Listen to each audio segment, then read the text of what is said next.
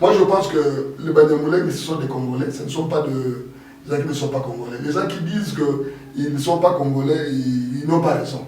Ils ont tort, ils ont tort. Et j'ai écouté la fois passée lorsqu'on a fait l'installation des communes rurales de Minembwe. Donc, jusqu'à maintenant, il y a beaucoup de querelles entre les politiciens qui disent que non, vous voulez voler notre sol, vous voulez amener la balkanisation et attacher cette partie au Rwanda. Est-ce que vraiment, selon votre analyse, qu'est-ce que ces politiciens-là veulent signifier? Nous devons nous pardonner, nous devons accepter de vivre ensemble et nous verrons que ces histoires vont terminer. Vous savez, si par exemple les Banyamulenge, les Babembe, les Fouleurs, les gens qui vivent à l'est du pays commencent à vivre ensemble, à se marier, tout ça, les problèmes de guerre vont finir. C'est pour ça que moi je suis Congolais Moulouba, l'autre est Congolais Munyamulenge, moi je me marie avec une Munyamulenge. Toi tu ne vas pas venir chez moi pour trouver ma femme.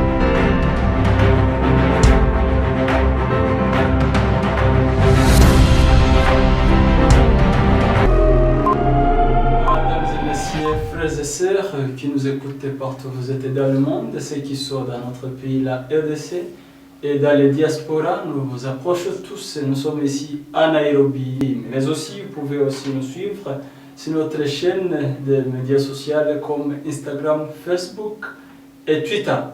Alors ici nous sommes dans la ville de Nairobi où nous allons vous présenter une émission, nous approcher tout le monde qui comprend très bien le français. Moi, c'est Bonfils Gapangwa sur le micro, mais je ne suis pas seul. Aujourd'hui, j'ai avec moi un invité.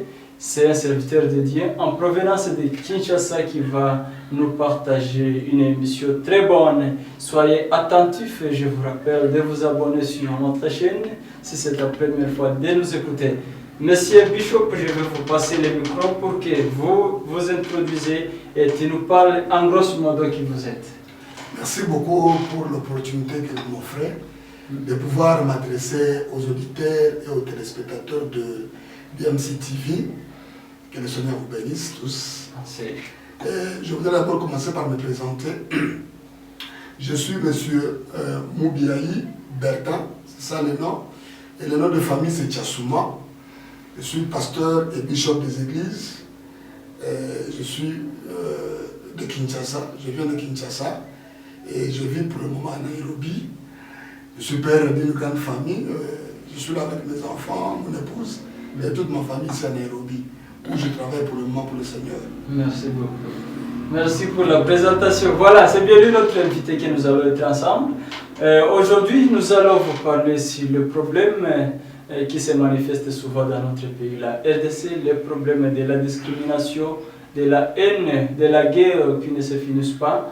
Là où nous n'avons jamais trouvé une paix durable dans certains milliers de notre pays, la RDC. Donc nous allons essayer d'échanger avec cet homme de Dieu qui a déjà beaucoup d'églises, mais actuellement qui réside dans les diasporas, là je signifie à l'extérieur de notre pays. Alors, monsieur Bishop, comme vous venez de le dire, ça fait longtemps que vous êtes dans ce pays de Kenya, surtout dans la ville de Nairobi. Comparablement de cette ville au Kinshasa où vous êtes venu, quelle est la différence et la divergence que tu as découvert sur le plan politique ou le plan de développement entre les deux pays ou les deux capitales? Merci pour la question. Personnellement, ce que j'ai constaté, le Kenya c'est un pays qui est un peu développé par rapport au nôtre, donc par rapport à la RDC. C'est un pays où les gens aiment travailler. Par rapport à chez nous, les gens n'aiment pas tellement travailler. Ils travaillent, mais pas tellement comme ici au Kenya. Les gens aiment le travail, les gens se débrouillent. Et sur le plan politique, il y a des petits bruits à gauche, à droite, mais ils arrivent quand même à trouver une solution. Mais il n'y a pas de tuerie comme chez nous. C'est qu'à un certain moment, il y avait le problème d'El Shabab ici, mais le gouvernement a maîtrisé la situation. Et c'est le calme qui règne maintenant à Nairobi, même dans de provinces du Kenya, il n'y a plus de tueries comme à l'époque. Donc, comparativement avec notre pays a encore des fois des tensions, des troubles, des haines, des guerres, des tueries, particulièrement à l'est du Congo, où on voit des choses comme ça. Même au Katanga actuellement, on parle de Bakatakatanga, des histoires comme ça qui naissent chaque jour. Mais au Kenya, des choses comme ça n'existent pas. Il faut dire que le pays du Kenya est un peu stable par rapport au nôtre. C'est ce que je peux faire comme constat. Merci beaucoup. C'est une chose qu'on peut apprécier quand même, une chose très bonne qu'on peut imiter, comme les Congolais qui sont ici. Alors, Monsieur Bishop, je vous ai vu la fois passée lorsqu'il y avait une commémoration des Banyamulenge qui ont été tués en 1996 de l'est du pays, comme vous venez de le dire, précisément dans le site Kivu. À Bibokoboko, c'était en 1996. Alors, il y avait la première commémoration, c'était le 26, le mois passé, c'était le septembre. C'est là où je vous ai vu et vous étiez un invité spécial. Là où vous avez suivi beaucoup de témoignages de ce qui s'est passé. Alors, j'aimerais savoir ce que vous avez constaté comme un Congolais de Kinshasa. Oui, merci beaucoup. J'ai été invité à cette commémoration de tuerie qui s'est passée au Congo, au sud Kivu, vers les années 96. En tout cas, j'étais vraiment touché par les témoignages que j'avais écoutés, parce que j'ai appris des choses que je n'ai jamais appris personnellement. Parce que les conflits qui se passent à l'est du pays, nous qui venons de Kinshasa, on n'a pas tellement beaucoup d'informations sur ça. Juste ce qu'on nous balance sur le média, c'est ce que nous prenons. Mais la réalité sur le terrain, on ne la maîtrise pas tellement. Mais les témoignages que j'ai écoutés, ça m'avait beaucoup touché. Voir comment des hommes ont été tués, massacrés, des enfants ligotés, jetés dans l'eau, des choses comme ça. Ça m'a fait très mal personnellement en tant qu'humain. En tant qu'homme de Dieu, je dis qu'il faut vraiment que ça cesse. Il faut que ça cesse. Il faut que nous puissions d'abord condamner ces agissements. C'est vraiment inhumain. Même si nous avons des conflits entre nous, des conflits de tribus, tout ça, on ne peut pas arriver à ce niveau-là. On ne peut pas arriver à se massacrer, se tuer, tout ça. Et les gens souffrent. J'ai vu comment les gens pleuraient même dans la salle quand on lisait les discours de circonstances. Vraiment, ce n'était pas bien. Alors, ce que je peux dire, que j'avais beaucoup condamné ce qui a été fait au sud Kivu à cette époque-là. J'ai condamné personnellement en tant qu'homme de Dieu. Et je me suis dit, il faut vraiment que nous puissions lutter pour la paix au Congo. Nous pouvons lutter. Il y a toujours moyen que la paix revienne. Parce que nous ne pouvons pas construire notre pays s'il y a des guerres. Parce que le Congo, c'est un pays reconstruit. C'est un pays qui a été détruit pendant des années. Mais nous voulons construire le pays. Si l'Est du Congo est embrasé par des tueries, des guerres tribaux, des haines, tout ça, comment allons-nous construire le pays? On ne peut pas construire le pays avec la haine, avec les tueries. Je pense que nous devons nous aimer. Nous devons vivre ensemble. S'il y a des problèmes, les régler sur une table. Il y a des anciens, il y a des autorités politiques, des autorités traditionnelles existent. Nous pouvons nous mettre autour d'une table, régler les problèmes, au lieu de nous tuer, tout ça, parce que tel est de telle tribu, parce que je dois le tuer parce qu'il n'est pas de ma tribu. Ça, en tout cas, personnellement, je condamne. Je suis contre ça, je suis vraiment contre ça. Comme c'est connu que la RDC est un grand pays, des fois considéré comme un continent, et qui a plus de 400 tribus, y compris la dite communauté Banyamulenge. Vous dites que vous n'êtes pas informé de cela, donc vous avez remarqué ce qui se passe contre cette communauté ces jours-là. Est-ce que c'était votre première fois de voir les gens de cette communauté, ou soit vous l'entendez avant que tu viennes au Kenya? Non, les Banyamulenge, moi je les connais avant même les conflits. Moi personnellement, je me rappelle que vers les années 70-70 là-bas, j'ai étudié avec les Banyamulenge. J'ai même des amis, je connais encore le nom, un certain Munyemana. C'était un Munyamulenge. Oui, j'ai étudié avec lui quand j'étais encore jeune. Ça fait plus de 40-50 ans passés déjà. J'ai étudié avec les Banyamulenge, même à l'université de Kinshasa. On voyait même des enseignants Banyamulenge existaient à l'époque, des professeurs, des étudiants, et il n'y avait pas de tuerie, il n'y avait pas de haine contre cette communauté Banyamulenge. Ça veut dire que c'est une communauté que je connais depuis très très longtemps. Même quand j'ai fait la théologie à Bunia, vers les années 86, 87, 88, j'ai aussi étudié avec Banyamulenge. À ce moment-là, il n'y avait même pas de tuerie, il n'y avait même pas la haine comme aujourd'hui. Ça veut dire que c'est une communauté qui existe au Congo depuis très longtemps. Donc je connais la communauté Banyamulenge depuis très très longtemps. Ce n'est pas maintenant que je la connais. Mais je suis désolé car beaucoup déjà témoignent que les Banyamulenge résidaient au Congo depuis lors.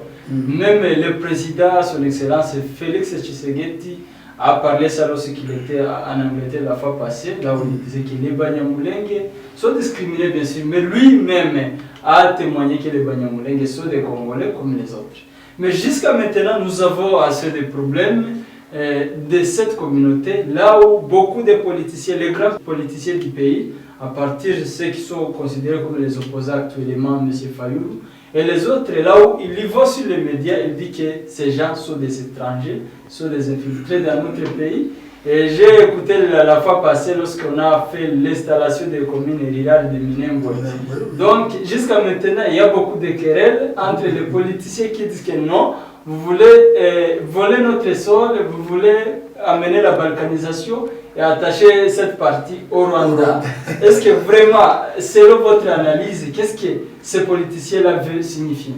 En tout cas, ce problème qu'on soulève contre la communauté Banyamulenge, pour moi personnellement, c'est un faux problème. C'est un faux problème d'abord, pourquoi? Parce que je suis congolais et j'ai un certain âge. Je ne suis pas un enfant d'aujourd'hui. Je sais qu'au Congo, par exemple, si nous mettons un peu la communauté Banyamulenge à part, il y a d'autres communautés qui sont arrivées au Congo, venant de d'autres pays voisins. Chez nous, au Kasaï, parce que moi je suis du Kasaï, il y a des gens qu'on appelle les Bibindi. Les Bibindi, c'est des gens qui sont venus de l'Angola. Ces gens sont entrés au Kasaï, ils se sont installés au Kasaï. Et aujourd'hui, ils sont Kassaïens, ils sont Congolais. Et ils ne sont pas discriminés. Non, il n'y a pas de tuerie, il n'y a pas de conflit entre les Bibindi avec d'autres tribus. Par exemple, au Bas-Congo, nous avons ce qu'on appelle les Bazombo. Les Bazombo, ce sont des gens qui sont venus de l'Angola et c'est connu de tous. Si vous allez dans le Bas-Congo, il y en a nombreux là-bas, même à Kinshasa, dans les communes de Ndjili, Makeke, tous ces gens sont très nombreux à Kinshasa. Alors aujourd'hui, ils sont devenus Congolais et ça ne pose aucun problème. Les Makeke, ils sont au Gabon, ils sont au Congo-Brazzaville, à Centrafrique et chez nous. Ce sont des gens qui fréquentent, ils peuvent quitter là-bas et venir, ça n'a jamais posé un problème. Il y a beaucoup de tribus, des gens qui sont venus ailleurs, qui se sont installés chez nous au Congo, même dans les vers Bounia, dans le nord, vers Aro là-bas. Les Lubara, les Kakwa, ces tribus-là sont des gens qui se retrouvent et en Ouganda et au Congo. Des fois, quelqu'un peut quitter là-bas et venir là-bas. Ça n'a jamais posé un problème. Je n'ai jamais entendu de problème de tuerie entre les gens de tribus différentes. Alors, ce que je peux dire, moi, c'est un faux problème parce que les problèmes de Banyamulenge, même s'ils sont venus ailleurs, mais ils sont Congolais.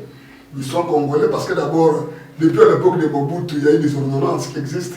Ils ont été reconnus comme Congolais. Où est le problème? Parce que nous, aujourd'hui, nous sommes ici en Europe. On voit des gens partir en Europe et prennent la nationalité américaine facilement, ils deviennent américains, australiens, tout ça. Ça n'a jamais posé un problème.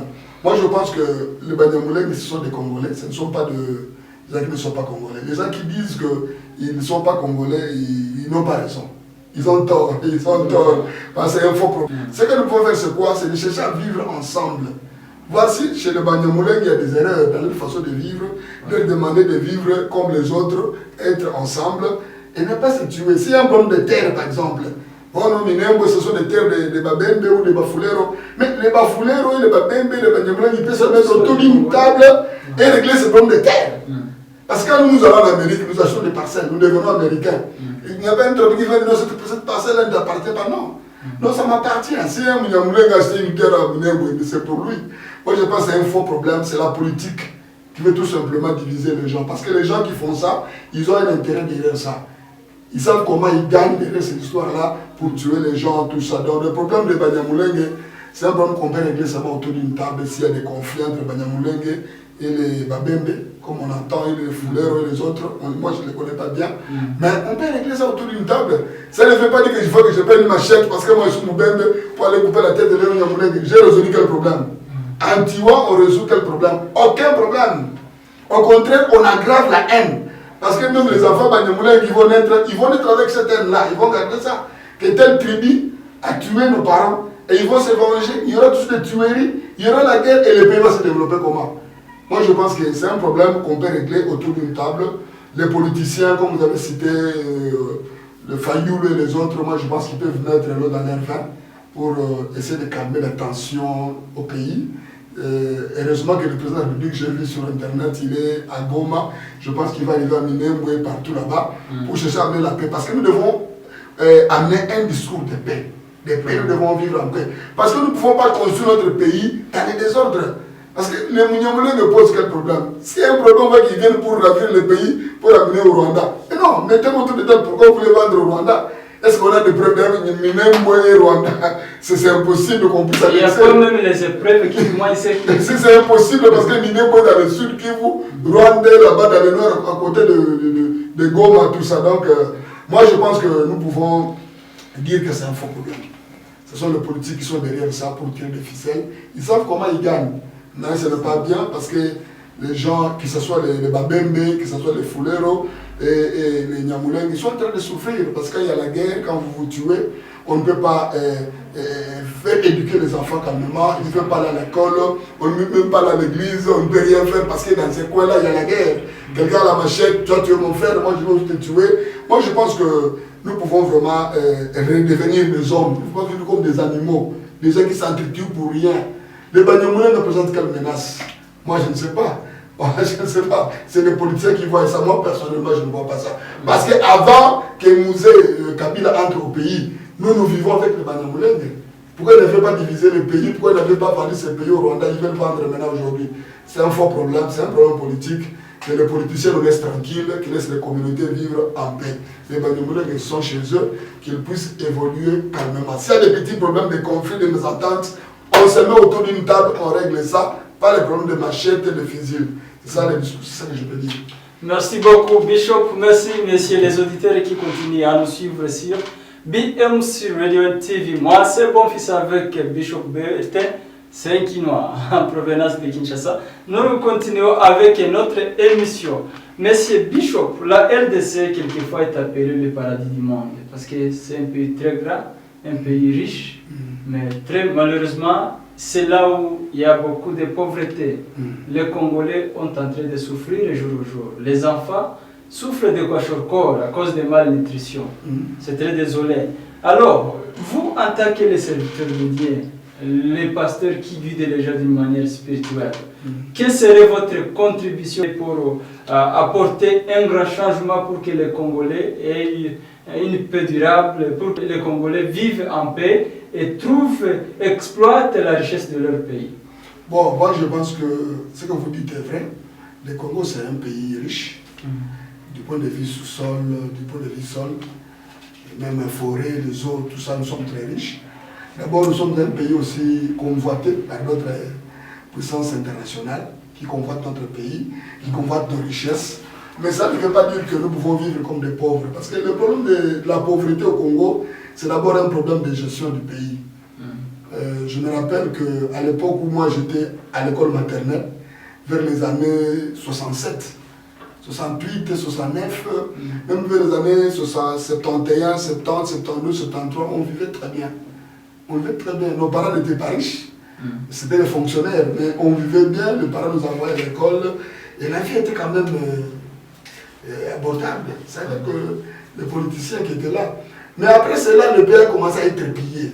Depuis à l'époque de Mobutu, il faut se dire la vérité. Le pays a commencé à être pillé par lui-même Mobutu et avec ses collaborateurs qui ont pillé systématiquement le pays. Vous vous rappelez quand Mobutu a organisé le pillage de 1991-93, moi je me rappelle, je travaillais déjà au Congo, je travaillais, je vis comment les gens ont pillé l'économie du pays. Tout ça c'est la mauvaise foi des politiciens. Ça c'est d'abord un. De deux aussi, il y a les puissances internationales qui viennent créer des conflits à gauche, à droite pour piller nos minéraux. Cela fait que nous pouvons maintenant souffrir énormément. Bon, ce que je peux donner comme conseil, d'abord aux dirigeants du pays, c'est pouvoir mettre sur pied une bonne gestion du pays. Vraiment des hommes qu'il faut à la place qu'il faut. Il faut mettre de côté tous les gens qui pillent l'économie du pays. Si aujourd'hui nous sommes en train de souffrir parce que le pays a quel budget aujourd'hui? Quel budget? 4 milliards, 5 milliards de dollars. Un grand Congo comme ça. On va payer les gens avec quoi? On va faire quoi? Tout ça. C'est la souffrance. Moi je pense que nous pouvons vraiment mettre sur pied, la politique est là, mettre sur pied une bonne gestion du pays. Même gérer bien les ressources du pays.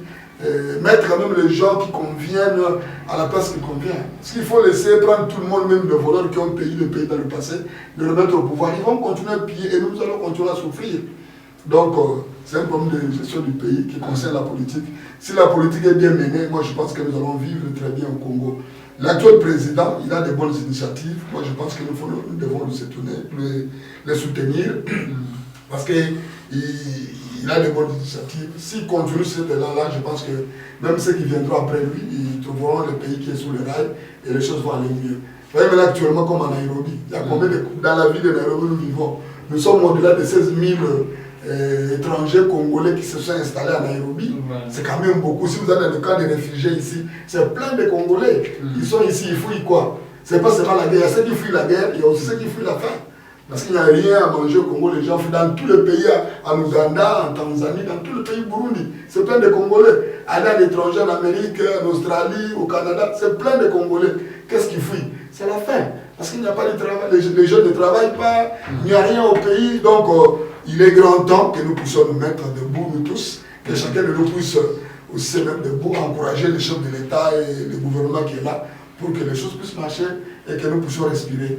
C'est que ça va continuer. Merci Bishop. Nous voulons aller à la conclusion de notre émission. Je voulais que vous prodiguiez un message à tous les Congolais qui sont dans les pays et ceux qui sont à l'extérieur du pays, dans les diasporas, avant qu'on finisse. Bon, en tout cas, les conseils que je peux donner à tous les Congolais, j'aimerais d'abord commencer avec nos amis qui sont à l'est du pays, surtout là. C'est là où les gens souffrent, les gens meurent, tout ça. Moi, je pense que la première chose que nous devons faire, c'est de nous pardonner. Parce que si on ne pardonne pas, si par exemple moi, on a tué quelqu'un dans ma famille, et si je ne pardonne pas, cela veut dire que je serai obligé de me venger. Le jour où je vais me venger, l'autre cherche à se venger, et nous allons des années en années, il y aura toujours des guerres, des haines, tout ça. Nous devons d'abord commencer par nous pardonner et nous accepter mutuellement. Nous accepter mutuellement, c'est-à-dire accepter de vivre ensemble. Il ne faut pas dire que tel est étranger, tel n'est pas de ma tribu. Non, non, non, non. À l'est du pays, nous devons vivre ensemble. Laissez les divisions, les querelles, mettez ça de côté.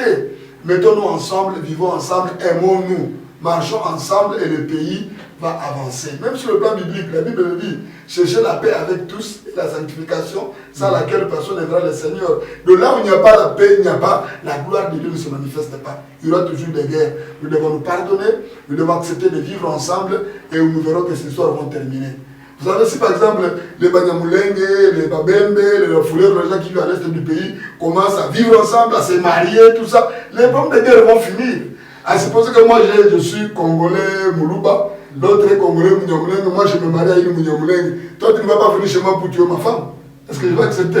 Je n'accepte pas que tu tues ma femme ou mes enfants parce qu'elle est Niamulenge, tu vois. Je suis obligé de protéger ma femme. Et quand je protège ma femme, et ainsi de suite, au fil des années, vous verrez que les gens vont commencer à cohabiter ensemble, il n'y aura pas de guerre. Mais si vous vivez séparément, quelqu'un est à côté, avec sa tribu, sa langue, l'autre à côté, il y aura toujours des guerres.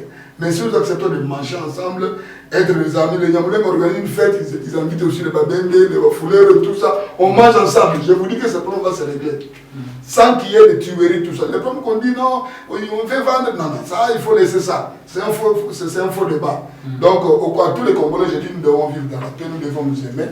Évitons de parler n'importe quoi. Maintenant, comme il y a l'Internet, les gens en profitent pour dire n'importe quoi. Vous donnez de fausses informations, l'intoxication. Oui, on a vendu, et on a fait ceci, cela. Et puis la haine va s'installer, et puis on va commencer toujours à s'haïr. Comment on va construire notre pays? Moi, je pense que nous devons d'abord nous pardonner, nous devons accepter de vivre ensemble, et vous verrez que les choses vont se régler d'eux-mêmes.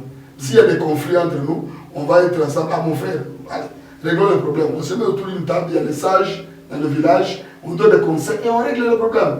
Mais si on commence toujours à garder la haine, on vit à côté, on ne veut pas s'associer avec les autres, il y aura toujours des guerres. Donc, les conseils que je donne à tous les Congolais, même vous qui êtes à l'étranger, qui nous suivez, même vous qui êtes au pays, même nous qui sommes ici en Afrique, nous devons nous aimer. Nous devons aimer notre pays, nous devons nous aimer et nous devons nous accepter. Hein, de vivre ensemble. Les tueries, ce n'est pas bon. Tuer les gens pour leur appartenance tribale, vraiment c'est trop mauvais, ça fait trop mal. Et le Seigneur est mécontent de tout ça.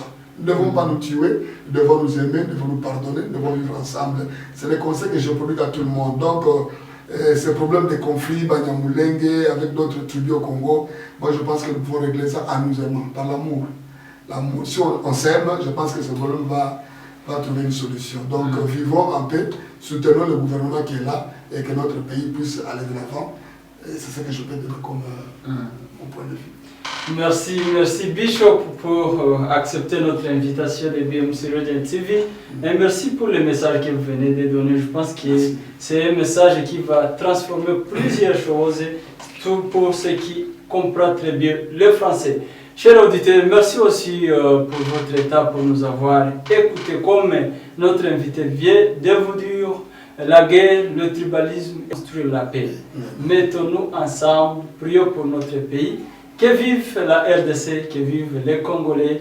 C'était moi, Bonfils sur le micro. Nous sommes ensemble, nous voulons votre commentaire. Et justement, si c'est ta première fois d'écouter cette émission ou notre chaîne, rappelez-vous de vous abonner pour plusieurs vidéos. Merci beaucoup, que Dieu vous bénisse.